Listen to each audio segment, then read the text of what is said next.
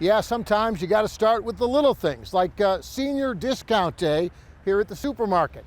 Here at Harris Teeter, it's 5% off every Thursday if you're 60 years old or older. And at Publix, same discount, different day. On Wednesdays, it's 5% off for seniors. And while 5% isn't a lot, well, at least it's something, especially with the cost of groceries and just about everything else, putting the squeeze on those seniors. Once a week here at a Charlotte church, the Sheperds Center brings seniors together for coffee and classes and conversation. And what these seniors often talk about is inflation. I think that anytime prices go up dramatically, it affects a lot of people. No, it's putting a lot of pressure on people's savings. But it's not the first time they've seen costs climb at the grocery store or the gas station, although it has been a while. We must whip inflation right now.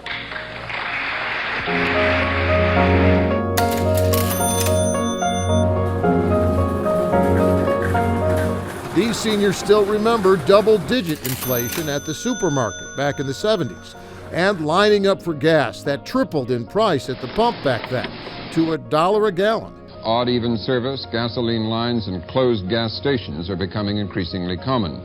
Plus, there were sky-high mortgage rates that made buying a house in Charlotte in the 70s just as hard as it is today.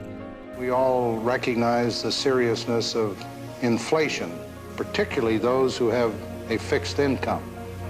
I think it is a little bit easier mentally for us as seniors because we've been through this a few times before. However, we haven't been through it as seniors. Yeah. And so that's a whole new place to be. Jeannie Fennell is 80 years old now and thankful she can still afford living at home on her fixed income.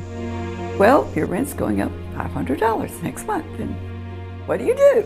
Telling us about friends losing their homes. One had a nice small rental house, one had an apartment, and all of a sudden their rent went up. Well, when your rent goes up several $100s and that's not in your budget, and you don't have any real way to compensate for it, you have to do something else. So they've had to move. I'm not embarrassed to say it because this is my reality. Retiree Judith Alvarez Miller had to move too. She's living in public housing now.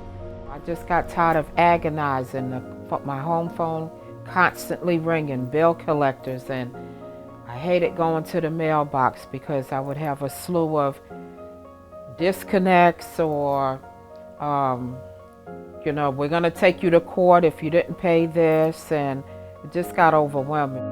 But Judith got help from Tanya Frazier, a financial advisor with Commonwealth Charlotte, which manages the city's free financial navigator program, offering advice to all ages. We teach clients how to become financially capable. And we're all in the same boat. Many of us are a half a paycheck away from homelessness.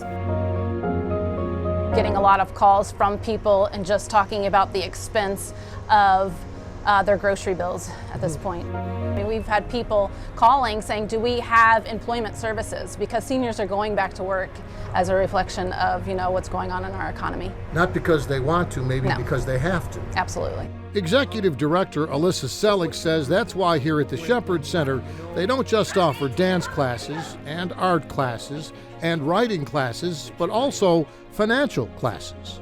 We've worked hard all these years. We put a lot of money into the system, so as we get a little older, it's nice that we get something back every now and then. Helping seniors make wiser choices when it comes to the big expenses, like medical insurance. Hopefully nobody in this room is in a position where you have to say, well, I need to make a choice this month between my medication and my rent. It's a shame sometimes that the people who can afford it the least are the people who wind up paying the most. Mike Friedman, the personal financial rep who teaches this class, says for many seniors these days it's a balancing act between those retirement investments they depend on. Everybody's worried about making sure that their nest egg is going to last them forever. And those everyday things, like a cart full of groceries, they still have to spend on. When we started out, it might have cost us $100, and now all of a sudden, it's not $100 anymore. I learned to substitute when something's high price. I shift to something else. For 78-year-old Kent Johnson, that means fewer steaks in his shopping cart and more fresh veggies, which are better for his health and his budget. You need to learn to adjust, and it's good to build up savings and be frugal. That's the way you kind of beat inflation. And Jeannie Fennell offers her own inflation-fighting advice. You stay off Amazon. Yep, more old-fashioned common sense from seniors who take old-fashioned as a compliment. People say, "Oh, you're not old." I said, "I am old, and I'm grateful to be old because a lot of people don't get to be old."